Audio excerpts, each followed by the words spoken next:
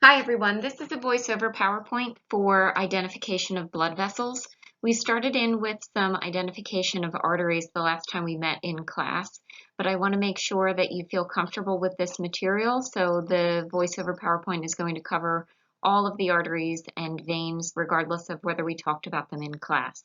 You're still responsible for the different types of vessels and blood pressure and all of those other slides, the baroreceptor reflex, on the other PowerPoint. I just took the slides for blood vessel identification to do the voiceover PowerPoint here. My tips for how to be able to start with learning your blood vessels is to recognize that vessels can do one of two things. They can either be a single tube that has no branches and no splitting, but the tube has name changes based on when that single tube passes a certain landmark.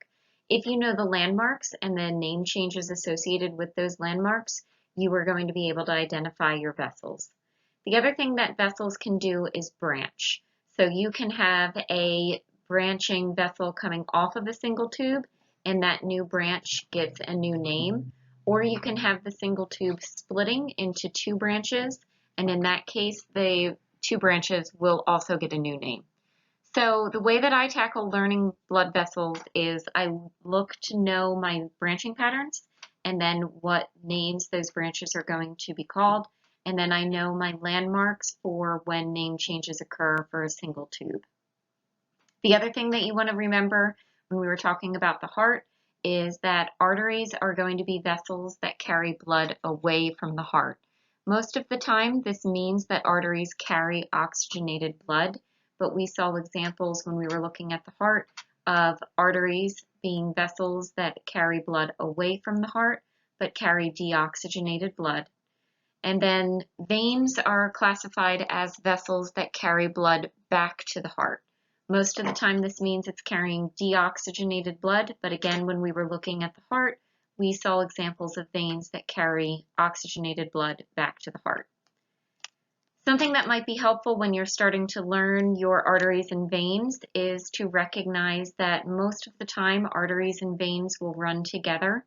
And when they do this, they are supplying or draining similar areas, and then they have the same name. So what I would do is learn my arteries first. If you know the arteries, you know most of the veins because the vein would be running with its arterial counterpart, and that vein would then have the same name as the artery it runs with. There are exceptions to this rule. So there are veins that are going to have different drainage patterns and then different names. And you will also have some veins that are just under the skin that do not run with an artery. So I would learn your arteries, and then you would have veins for the most part running with the arteries with the same name. But then you want to learn the exceptions to this rule and know the veins that are going to be different. I've marked them for you with red asterisks when we get to the vein slides. This figure is showing you a schematic of all of the major arteries in the systemic circulation. It can be a little bit overwhelming, and I promise I'm not going to give you this figure on a test, but what you can see is you have the names of the different arteries, the branching patterns, and then the little boxes are telling you what areas of the body those specific branches are supplying. So if you like schematics or flowcharts, this might be appealing to you, but we're also going to look at these vessels in the body with anatomical landmarks, and that might be more helpful to you as well. So here again, you're looking at all of the arteries within the systemic circulation, but now you have landmarks to be able to help you to recognize where these vessels are in your body. These are going to be the vessels you are responsible for. We're going to be looking at them kind of zoomed in across different body regions, but if you feel comfortable being able to identify them on the subsequent slides, you are going to be able to come back and find them on this figure. As you're learning the arteries, what you want to look at would be not just the arteries, but the areas that they are around. What bones are they near? What organs are they near? What kind of anatomical structures can you use to be helping you to identify your arteries? with the head and neck region and then work our way down the body. So the first set of arteries that we're going to look at are the arteries that supply the head, the neck, and then also the brain. All of these arteries are going to emerge off of your aortic arch artery, which is that kind of upside down U-shaped artery that is close to the heart that comes off of the ascending aorta that emerges from the heart itself. So if you look at your aortic arch right here, you are going to see that there's a difference in the left and the right side of the body when it comes to the arteries branching off of it. If you look at the left side of the aortic arch, you have a total of 2 vessels that will emerge off of your aortic arch on the left side. The first one that I've circled for you right here is going to be your left common carotid artery. This one is going to take a straight shot up into the neck region, and then lateral to it you have another vessel coming off of the left side of the aortic arch. This is your left subclavian artery. This would extend down towards the left arm. On the right side of the body, you only have one vessel that emerges off of the aortic arch, and that single vessel is going to be your brachiocephalic trunk artery. The brachiocephalic trunk artery is only found on the right side of the body. It is going to be short-lived because itself is going to split into 2 arteries. So anytime that you see the term trunk when we're talking about a vessel, it's going to branch again. And in this case, it's going to branch into a right common carotid and then a right subclavian artery. Because of this discrepancy, you can actually side the arteries by looking to see, do you have 2 arteries coming off of the aortic arch or do you have 1? If you see 2 arteries coming directly off of the aortic arch, you are looking at the left side of the body. If you only see 1, you're looking at just the right side. So if we look at your subclavian artery, on either side of your body, you are going to have a single vessel that emerges off of your subclavian artery. The vessels that emerge off of your subclavian arteries will be your vertebral arteries. And these vertebral arteries are going to branch off of both the left and the right subclavian artery, and then it takes a straight shot up the neck. It runs through the cervical region by going through the foramen transverse area of your cervical vertebrae, and then enters into the skull through the foramen magnum. Because it enters into the skull, your vertebral arteries are going to be the one of the 2 major blood supplying arteries to your brain. If we look back at your common carotid, again, regardless of whether you are looking at the right or the left common carotid, you're going to see a similar pattern. So here's your common carotid on the right, here's your common carotid on the left, and on both sides of the body, your common carotid artery will split into an internal carotid artery, which is right here, and then right here, and then also an external carotid artery, which is here, but it's been cut off superiorly, and then you see it a little bit better to its full extent here. Your common carotid artery on both sides will split into that internal carotid artery and the external carotid artery. The internal carotid artery takes a straight shot up and enters into the skull, and it's the second artery that is going to be the major blood supply to the brain.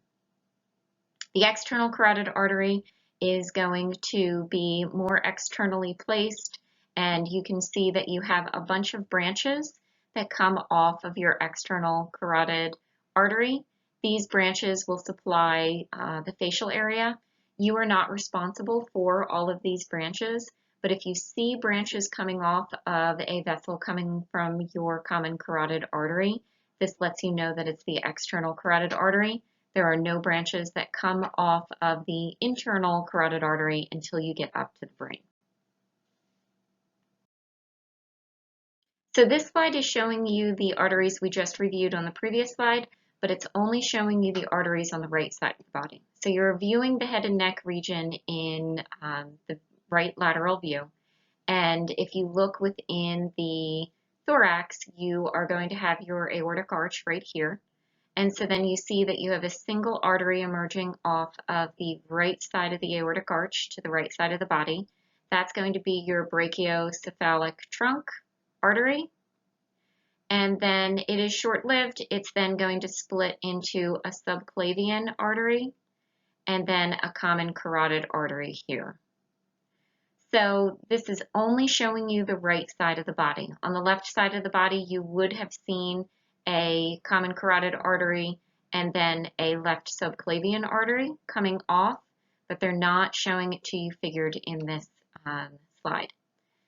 If you look at your subclavian artery, you do have a vertebral artery that is going to be right here, and you can see it running through the foramen transverse area, and then it would enter into the skull to supply blood to the brain. And if you look at your common carotid artery, it splits into an external carotid artery that has all of these branches that come off. And then this one right here with no branches would be your internal carotid artery. So here we're looking at the underside of the brain. You don't need to know all of the arteries that are here, but what you should be aware of is you have your two arteries that are going to be the main blood supply to your arteries. They would be the left and the right vertebral arteries that are shown here. And then you would have these cut edges here and here being the internal carotid arteries. And those are going to be the vessels that are the main blood supply to the brain.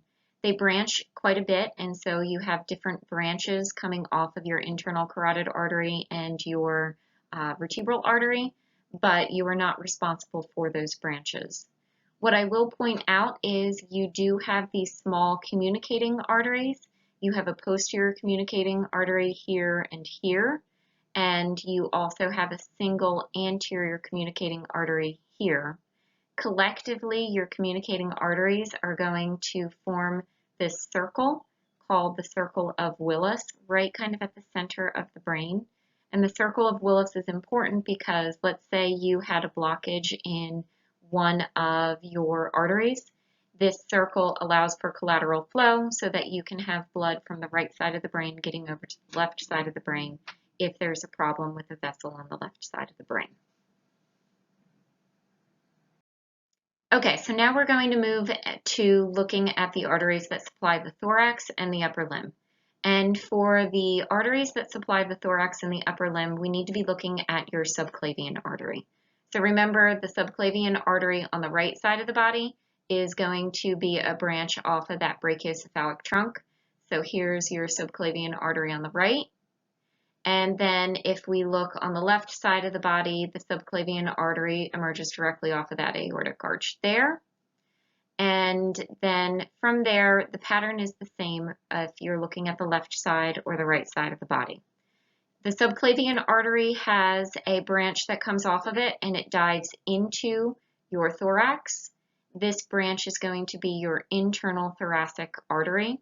The internal thoracic artery then gives rise to a whole bunch of different branches called the anterior intercostal arteries. And your internal thoracic artery is interesting because they might harvest it for coronary bypass surgery. And where you find your anterior intercostal arteries will be between your ribs on the anterior side of your body. If that we go back to look at what happens to your subclavian artery, so right here, your subclavian artery is short-lived. It will be from where it branches off of the brachiocephalic trunk or the aortic arch itself on the left side of the body. And so it continues until you reach the first rib. So this dashed line here, and then I'll add the green line to it, that's showing you first rib. Once you get to the first rib, the vessel has a name change from subclavian to axillary artery. So your landmark for the name change from your subclavian to axillary artery is the first rib. The axillary artery is going to have a whole bunch of branches that come off of it that will supply the scapular region. You'll have branches supplying to the brachium or the humeral region.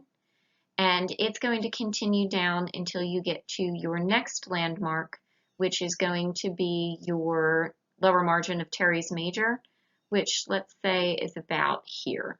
So you have a name change from axillary to brachial once you get past the lower margin of teres major muscle. The brachial artery is going to continue down your brachium or your humerus. This is actually what you're measuring blood pressure in if you do a blood pressure reading by putting the cuff on someone's humerus. And somewhere around the elbow joint, your brachial artery is going to split into two. The artery that runs along the radius is going to be your radial artery. And then on the ulnar side of your forearm, it'll be the ulnar artery. Radial artery is important because if you've ever taken someone's pulse, this is the pulse point of your radial artery. So you are taking the pulse at your radial artery, and it runs through this structure called the anatomical snuff box to be able to get to the palmar side of the hand. If you look at your radial and ulnar arteries, they themselves are going to help to contribute to form your deep palmar arch, which is going to be a pretty deep artery on the palm of your hand. It is going to be kind of U-shaped, and then a superficial palmar arch, which is just under the skin and some connective tissue on the palm of your hand. And those arches are going to give rise to your digital arteries that will supply blood to your digits or your fingers. So then this view is showing you those same vessels with anatomical landmarks. You do have the subclavian artery coming directly off of the aortic arch on the left side, but then there's your brachiocephalic trunk on the right side, and then there's your subclavian artery coming off of your brachiocephalic trunk on the right. You would have your subclavian artery until you get to rib 1, which is going to be right here. So you would have a name change from subclavian artery to axillary artery after you get past rib 1. And then you would have teres major probably around here. So let's say the name change from axillary artery to brachial artery is about here. Brachial artery continues down as a single artery until it splits to form an ulnar artery here, and then a radial artery along the radius. So if you have bones to use as your landmarks, you can remember here's your radius. It's on the same side as your thumb, so you can think rad thumbs up. There's your ulnar artery running along the ulna, so you can use your bony landmarks to help you. And then right now you're looking at the palmar side of the hand, and so this deep arch here is going to be the deep palmar arch, and then this one that's a little bit easier to see right here is going to be your superficial palmar arch, and it gives rise to the little digital arteries that would supply blood to your fingers. So now we're going to move to look at the arteries in the abdomen. So you know that you have your aorta that is going to emerge from the heart. It then curves around to form the aortic arch, but then when it is running down the thorax, it is going to be referred to as your descending aorta. And so you see a little bit of the descending aorta right here. The descending aorta would run down the thorax, and then it passes through your muscular respiratory diaphragm, that's here. And once it passes through the respiratory diaphragm and pops out into the abdominal cavity, it has a name change to abdominal aorta. So now, once you're in the abdomen, you have your abdominal aorta. The abdominal aorta has 3 main unpaired branches that come off of it. So unpaired, it's only one. So you have your first unpaired artery branching off of your abdominal aorta, your celiac trunk. You then have your superior mesenteric artery, that's your second. And then you have your third, which is your inferior mesenteric right here. So these 3 unpaired arteries that branch off of your abdominal aorta, you can see they themselves are going to branch profusely. You are not responsible for these branches, but you can kind of get an appreciation for how complex the branching pattern is. These are going to be arteries that help to supply abdominal organs. So your celiac trunk artery is going to supply foregut organs, and we'll talk about what that means when we look at your celiac trunk. Superior mesenteric artery supplies your midgut, and the inferior mesenteric artery supplies the hindgut.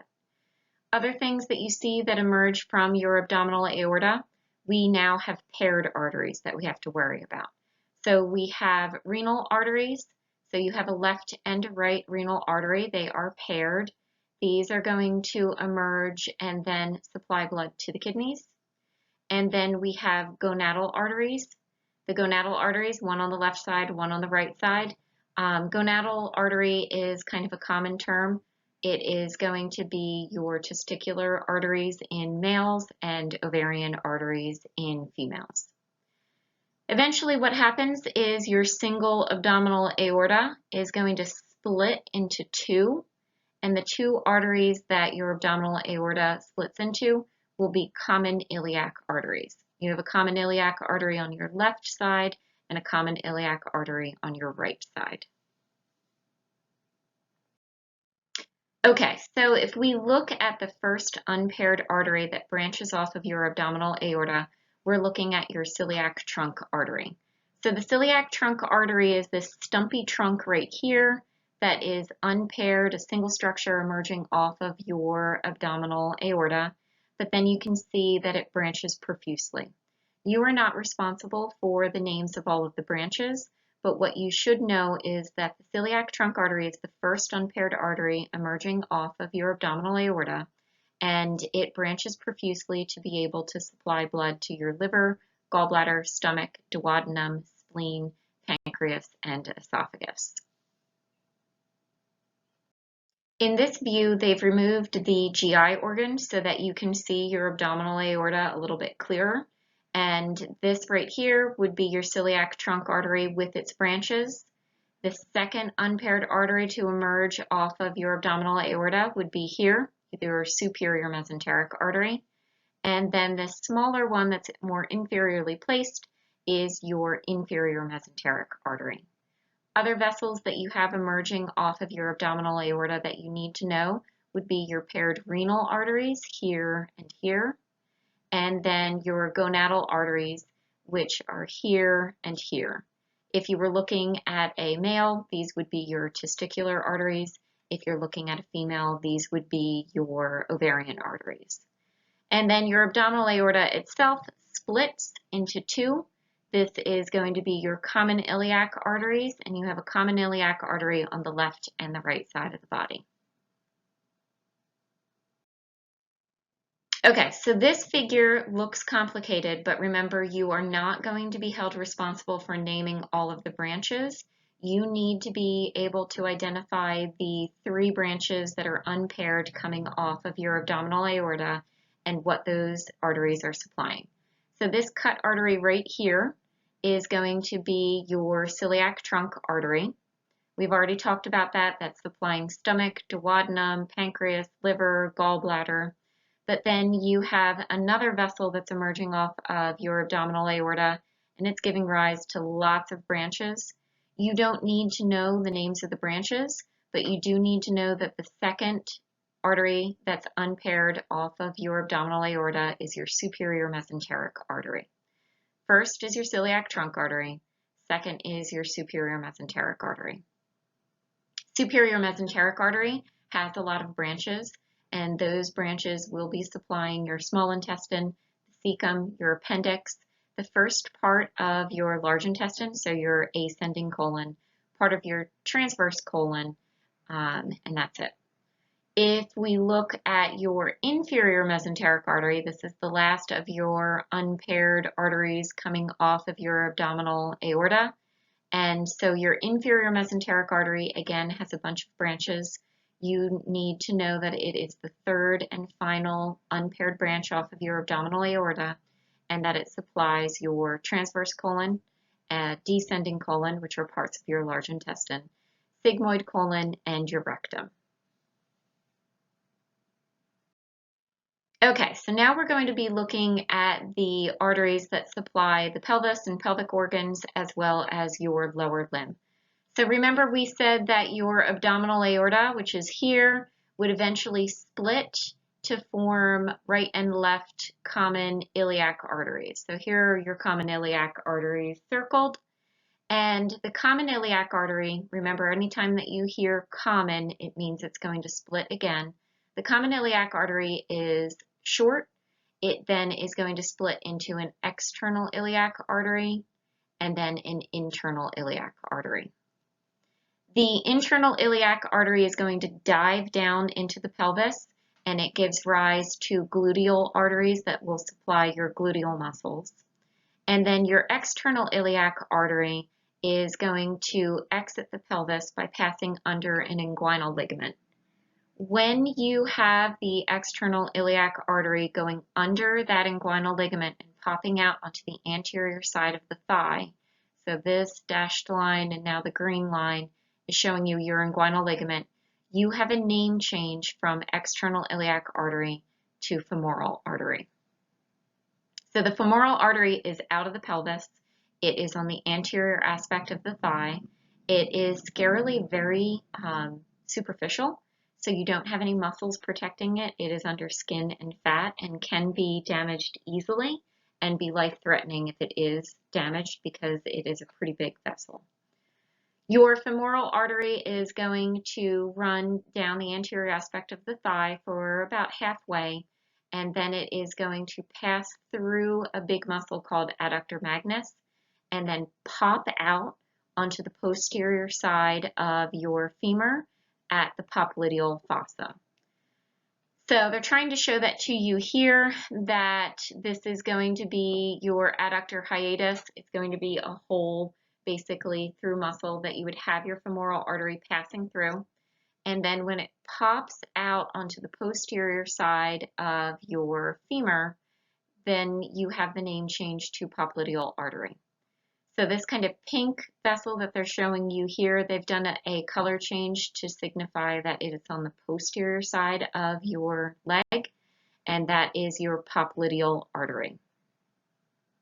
The popliteal artery is on the posterior side of your leg. You cannot see it in anterior view. And if you look at your popliteal artery, it'll be around your knee joint. And shortly after, you have your popliteal artery splitting into two arteries. So here's your popliteal artery. It then splits to form your posterior tibial artery and your anterior tibial artery. The names of these arteries are telling you where you would look for them. The posterior tibial artery is going to be on the posterior side of your leg. It is going to be on the posterior side of your lower portion of your leg, so think near the calf muscles. It's deep to your calf muscles. And the posterior tibial artery gives rise to a fibular artery that would be close to your fibula. And it goes to the bottom of your foot to give rise to lateral and medial plantar arteries. So remember, the plantar surface is the bottom of your foot. So your posterior tibial artery goes to the bottom of your foot to give rise to the lateral and medial plantar arteries. For your anterior tibial artery, this is going to be more anteriorly placed. It runs down your tibia, and then it gives rise to your dorsalis pedis artery. Pedis is Latin for foot, and so this is going to be an artery that is found on the dorsal surface of your foot. So then this figure is showing you all of the same arteries, but in this time it's giving you anatomical landmarks. So you have your abdominal aorta right here, and it is going to split into your common iliac arteries that you have on both the left and the right side of the body.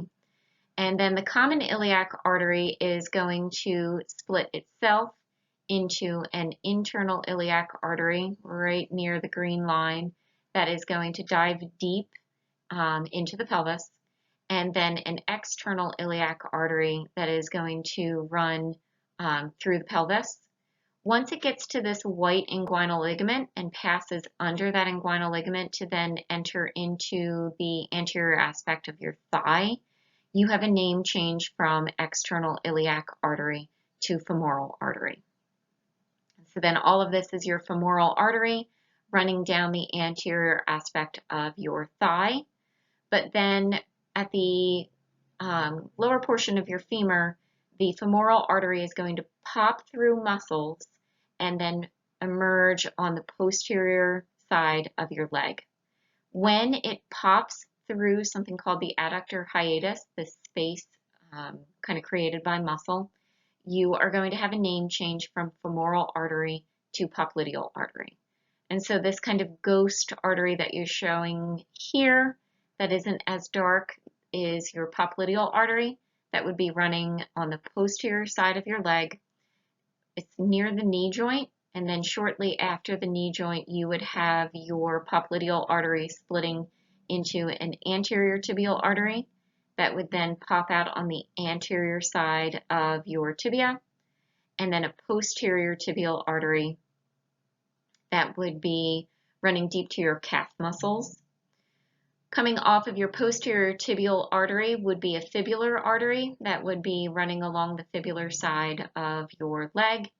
And then coming off of your anterior tibial artery would be a dorsalis pedis artery that goes to the top of the foot. This figure is showing you the lower portion of the leg in posterior view, because it's difficult to kind of picture what's going on with your popliteal artery and its branches. So you have your popliteal artery. This is going to be the artery that pops through the muscle and is found on the posterior surface of the leg. It's close to the knee joint. It has changed its name from femoral artery to popliteal artery after the vessel pops through the muscle and is seen in posterior view. So you have your popliteal artery, and the popliteal artery is then going to split into an anterior tibial artery and then a posterior tibial artery. Your posterior tibial artery would be deep to your calf muscles of soleus and gastrocnemius. It runs along the posterior surface of your tibia, and it has one branch that comes off of it that then goes towards your fibula, which is right here. That's your fibular artery.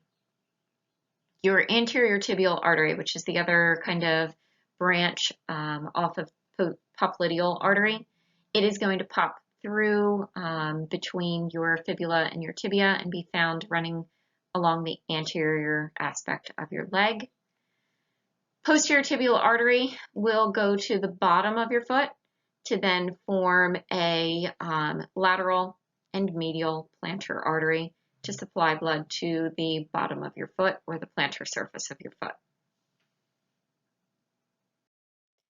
All right, so we've made it through arteries, and now we have to worry about veins. The good news is a lot of your veins are going to run with arteries that it shares a name with. And this is an example of something called vena comitantes. You have arteries and veins that run together and have the same name. Arteries would be supplying blood to specific regions, and then the veins would be draining blood away from those specific regions. There are exceptions to your vena comitantes, so what I would suggest is learn your arteries and then learn your exceptions. What are the veins that are going to have a different drainage pattern? The veins that are going to be different than the situation with the arteries are marked with a red asterisk on the future slides. So where you're going to see big differences in the pattern of veins versus arteries will be, there is going to be a different pattern for the veins of kind of the head and neck region. The veins that are going to drain GI organs to then be sent to the liver to be filtered before being sent back to the heart. And then there are some superficial veins just under the skin that do not run with an artery and then aren't going to share a name with an artery. But if you look at the schematic, you're going to see that there's a lot of kind of similar names where you are going to have gonadal arteries, you're going to have renal with gonadal veins. You'll have renal arteries and renal veins, and where they're just saying veins of the lower limb, it's going to be that they are the same named veins as your arteries. Okay, so then this figure is showing you all of the major veins of the systemic circulation that you're responsible for. And what you see is a lot of them are going to be veins with names that are similar to the arteries they would run with. So you have a subclavian artery, you have a subclavian vein. you have an axillary artery, you have an axillary vein. You have a brachial artery, brachial vein, and so on. Where you have the red stars, though, are going to be veins that are going to either have no arterial counterpart, such as your cephalic vein and your basilic vein and median cubital vein, or it might be that they have a completely different drainage pattern and then they have different names as well. So the ones marked with the red stars are going to be the exceptions that you want to learn first. Okay, so this figure is showing you a schematic of the venous drainage of your brain, head, and neck region. And if you're looking at the names here, you see that this is going to be an area that's very different in comparison to what you learned for the arteries. So when you're thinking veins of the head, neck, and then draining the brain, you are going to have a different pattern and different vessels that you need to learn for the veins. So you are not responsible for all of the names on this figure. You are not responsible for all of the branches, but you should know a general pattern. So blood from the brain will be drained into dural sinuses. So anywhere that you see sinus, it is going to be collecting blood from the brain. And all of those dural sinuses will be dumping blood into a large vessel of the neck called the internal jugular vein. So blood from the brain will be drained into dural sinuses, and the dural sinuses dump blood back into your internal jugular vein. For your neck or cervical region and the facial region, you have a lot of veins that are draining the facial region. You're not responsible for the names themselves, but what you should see is all of the veins draining the facial region or the cervical region are again going to be delivered back to your internal jugular vein. You do have a vertebral vein, so we had a vertebral artery, we have a vertebral vein, and this is going to be something that's important. On both your left and your right side, they're really only showing you the right side here, but on both the left and the right side, your vertebral vein as well as your internal jugular vein are going to drain blood into a vessel called the brachiocephalic vein. They're showing you here, you have a brachiocephalic vein on both the left and the right side of the body. So this is a big difference. When we were going over the arteries, we said that there was a difference in your vessels emerging off of your aortic arch between the left and the right side of the body, and that the right side of the body had a brachiocephalic trunk artery. You don't have anything similar to that in veins. So if you look at the veins on the left and the right side of the body, there's not going to be a discrepancy. It's the same pattern. And in this case, you are going to have on both the left and the right side of the body, your internal jugular vein and your vertebral vein draining into a structure called the brachiocephalic vein. And you have a brachiocephalic vein on both the left and the right side of the body. You will never say the term brachiocephalic trunk vein. That doesn't exist. The only brachiocephalic trunk that you have is the brachiocephalic trunk artery that is found on just the right side of the body. Brachiocephalic veins are found on both the left and the right side of the body. You also have an external jugular vein. The external jugular vein is going to drain areas from kind of the back of your head, and the external jugular vein is going to dump blood into a subclavian vein on both the left and the right side of the body. And the subclavian vein is then going to dump blood into your brachiocephalic vein that is found on both the left and the right side of the body. Brachiocephalic veins are going to merge and then form your superior vena cava that would be returning blood to the heart. So then these veins are the same that we talked about on the previous slide, but they're showing it to you with anatomical landmarks and in situ in the body. You're only seeing the right side of the body, but remember there's not going to be a discrepancy like you saw for arteries of the head and neck region between the left and the right side of the body. So this would be the same exact pattern if you were looking at the left side. In the neck, you can see that you have a large vessel. This is your internal jugular vein. It doesn't look very internal because they've taken away a lot of muscles that would be superficial to it. So just remember, it is actually internal and deep. It's just that the muscles that would be covering this vessel aren't in this view. And your internal jugular vein is going to be receiving a lot of blood from the facial region. So all of these vessels are draining into your internal jugular vein. It's also receiving blood from the brain. So you can see that you have some blood draining down from the brain and then the face to then drain into your internal jugular vein. Here you have a vertebral vein that would be running with your vertebral artery. You can see it in the cervical region.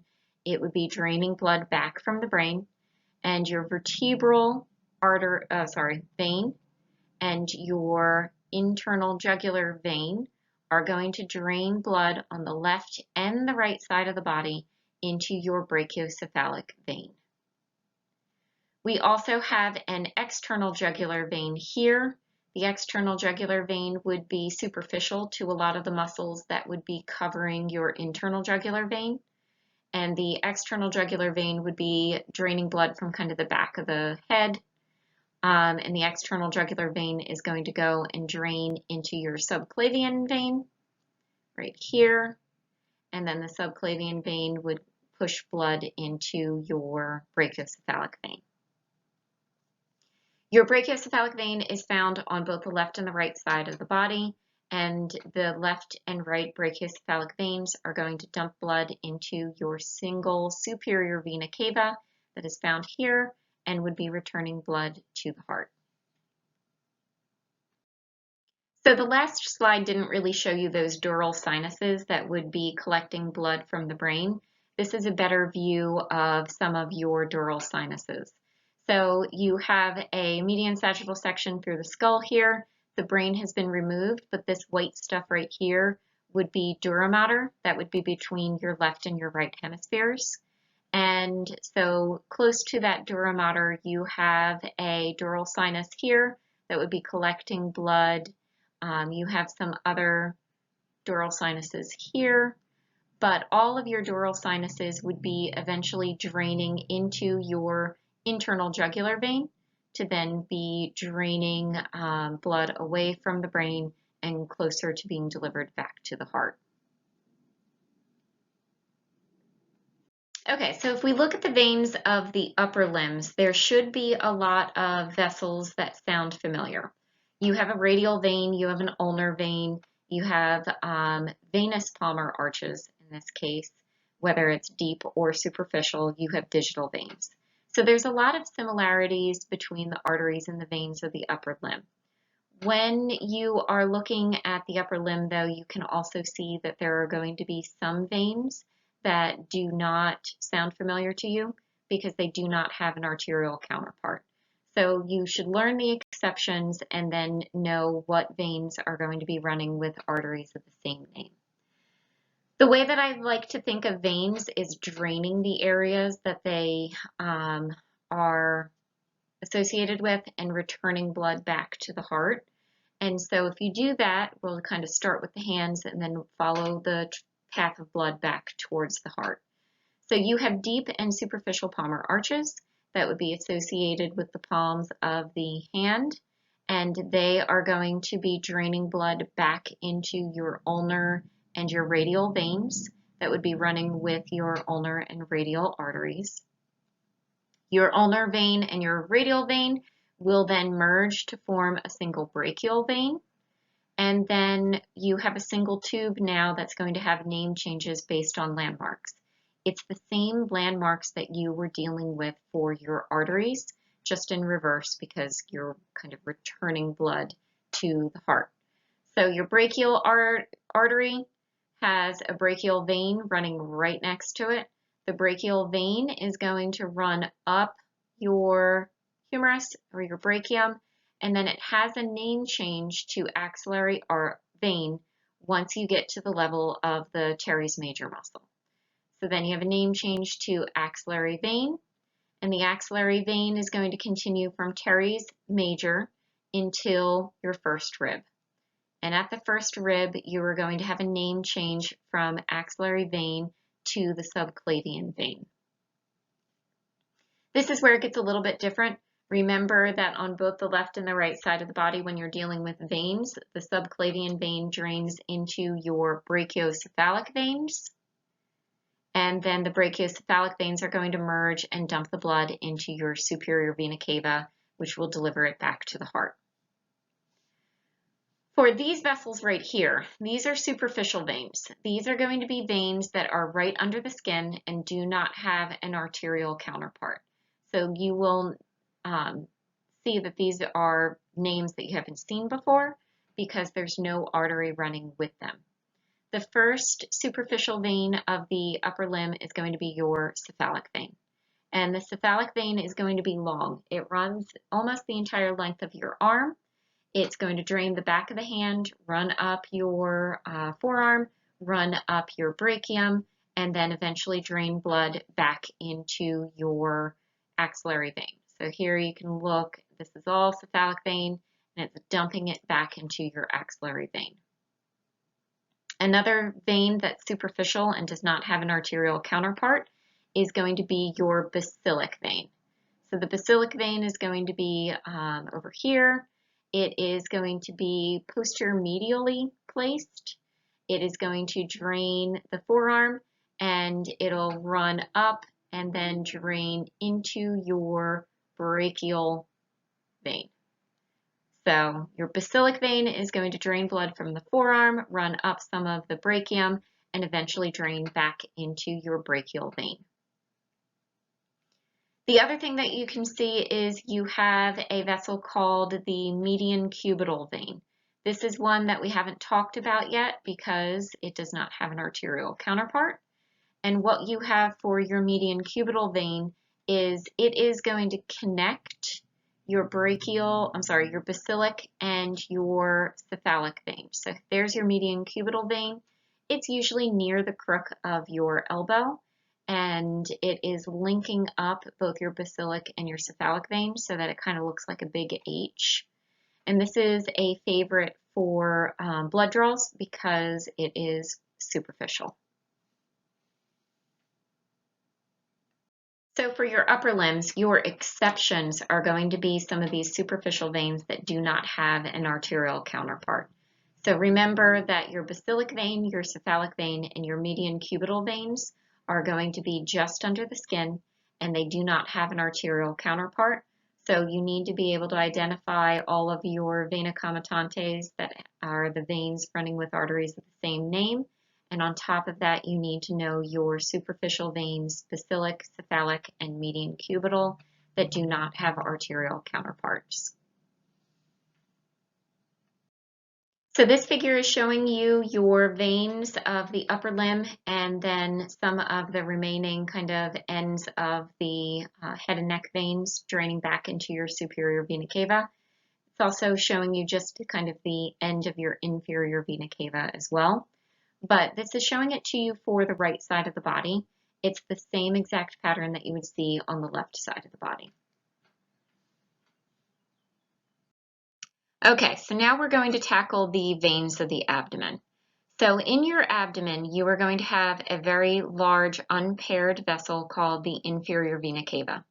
The inferior vena cava is going to be running next to your abdominal aorta, and you are going to have some veins draining directly into your inferior vena cava to be returned to the heart. So you have renal veins, you have gonadal veins that are draining directly into your inferior vena cava. The inferior vena cava is then going to run through the respiratory diaphragm to return blood to the heart. Not all of the veins of your abdomen are going to take this route. So if you look, we have something else going on, and there's a lot of names that do not sound like the names of arteries we've talked about in the abdominal region. This is because you need to have a way to be able to drain blood from your gastrointestinal organs and send it to the liver so that the liver can filter this nutrient-rich and maybe toxin-rich blood before it's sent to the heart.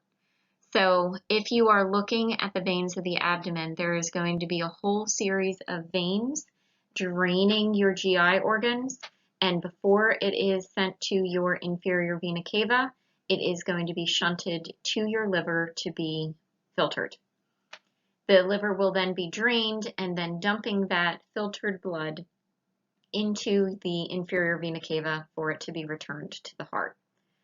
So when you're looking at the veins of the abdomen, what you want to look for is this big vessel called the hepatic portal vein. The hepatic portal vein is going to carry nutrient-rich and maybe toxin-rich deoxygenated blood from your GI organs to the liver so that you can have the blood filtered by the hepatic portal system, and then the blood that is filtered but still deoxygenated will be dumped into your inferior vena cava and returned to the heart. So your hepatic portal vein is going to be a very large vessel that is going to receive nutrient-rich blood from GI organs. So the hepatic portal vein is going to be formed by your inferior mesenteric vein, which would be running close to your inferior mesenteric artery and draining blood from the organs that your inferior mesenteric artery would be supplying. So half of the large intestine and the rectum. Your hepatic portal vein will also get blood from your superior mesenteric vein, which is this guy right here. And so it would be your superior mesenteric vein carrying blood from the small intestine and the last half of the first half of the large intestines and the stomach. It also receives blood from a splenic vein. You do have a splenic artery. We didn't talk about it. It actually branches off of your celiac trunk, but your splenic vein is going to carry blood from the spleen, the stomach, and the pancreas, and then dump it into the hepatic portal vein. Hepatic portal vein is going to take all of that nutrient-rich blood to the liver, and then it is going to be filtered in the liver through a hepatic portal system, and then you would have the blood drained from the liver and delivered back to your inferior vena cava, which would then pass through that respiratory diaphragm and dump the blood back into the heart. So this figure is showing you your hepatic portal circulation, and so you can kind of see this ghost right back here is going to be your inferior vena cava. Your liver is right here, this organ right here, pretty big. And then you have this very large vessel right here. This is your hepatic portal vein. The hepatic portal vein is going to be formed by your inferior mesenteric vein here, superior mesenteric vein here, and then your splenic vein here, all coming together to drain blood into that single hepatic portal vein. The hepatic portal vein would then be delivering that nutrient-rich and maybe toxin-rich blood back to the liver to be filtered. After the blood is filtered by the liver, it is going to be delivered to your inferior vena cava, which is back here, goes through the respiratory diaphragm, which is this strip right here, to be delivered back to the heart. So you want to look out for your hepatic portal vein. You have a hepatic portal vein and it does not have anything like it for an arterial counterpart because you need to be getting that blood from your GI organs to the liver to be filtered. All right, so in this figure, all of the GI organs and the veins associated with them has been removed. You are looking at then veins that are going to be found in the abdomen but do not play a role in the hepatic portal.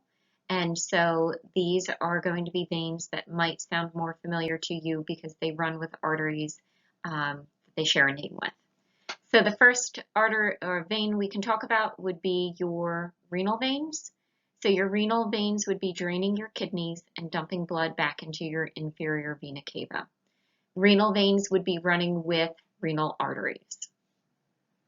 You also have gonadal veins. So here's a gonadal vein, the right gonadal vein. You have the left gonadal vein here. In a male, the gonadal veins would be testicular veins. In females, they would be ovarian veins. And there is a little bit of a different drainage pattern. If you look on the right side of the body, your right gonadal vein drains directly into your inferior vena cava.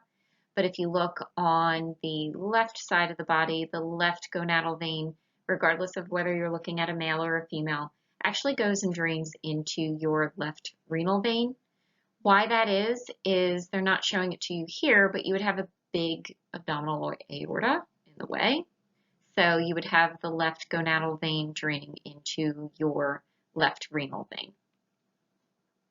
Otherwise, if we look kind of inferiorly, we can see that your inferior vena cava is actually going to be formed by a common iliac vein on the left side of the body and the right side of the body merging and dumping blood into your inferior vena cava.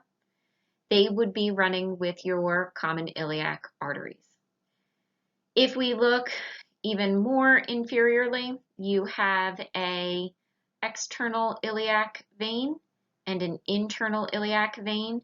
They merge to then dump blood into that common iliac vein, and your internal and external iliac veins would be running close to your external and internal iliac arteries. All right, so if we look at the veins of the pelvis and the lower limb, let's start kind of following the path of blood from your feet back up towards your inferior vena cava. And what you're going to see is a lot of the veins are going to have the same exact name as the arterial counterpart, and they would be found running with the artery they share a name with. So you have medial and lateral plantar veins on the bottom of your feet. They are going to drain into the posterior tibial vein, very similar to what you saw for your arteries. You then have a fibular vein that would be draining kind of the fibular side of the leg that will drain into that posterior tibial vein. An anterior tibial vein and a posterior tibial vein merge to form your popliteal vein, and that popliteal vein would be found next to your popliteal artery on the posterior side of your leg. Your popliteal veins are going to dive through muscle and pop out anteriorly onto the anterior surface of the thigh, and at that point you refer to the vessel as your femoral vein. Femoral vein runs with your femoral artery, but then once it enters into the pelvis, it passes under that inguinal ligament right here, that dashed line. Then you have a name change from femoral vein to your external iliac vein. The external iliac vein is then going to merge with your internal iliac vein to be able to form your common iliac vein, and then a common iliac on the left side of the body and the right side of the body will merge to form your inferior vena cava. You have the same exact pattern regardless of whether you're looking at the left or the right leg. But just like we saw with the upper limb, the lower limb will have some superficial veins that do not have arterial counterparts, and so these are going to be names that are not familiar to you because you didn't learn them for arteries. These superficial veins are going to be just deep to the skin. They're very superficial. You don't have any arteries running with them. Some of these are pretty important clinically.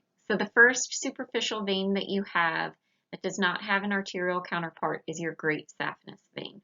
The great saphenous vein is a long vein. It's the longest vein in your body. It runs from your medial malleolus up to almost the entire length of your leg. It drains into the femoral vein kind of close to where your femur would articulate with your os coxae. So your great saphenous vein is going to be very long. It's medially placed on the body. It is going to drain into your femoral vein, and this is a vein that, because it's so superficial and easy to get to, can be harvested to be used for bypass surgery. The other superficial vein that you need to worry about for the leg is your small saphenous vein. The small saphenous vein is going to be laterally placed, and it is not going to be as long as your great saphenous vein.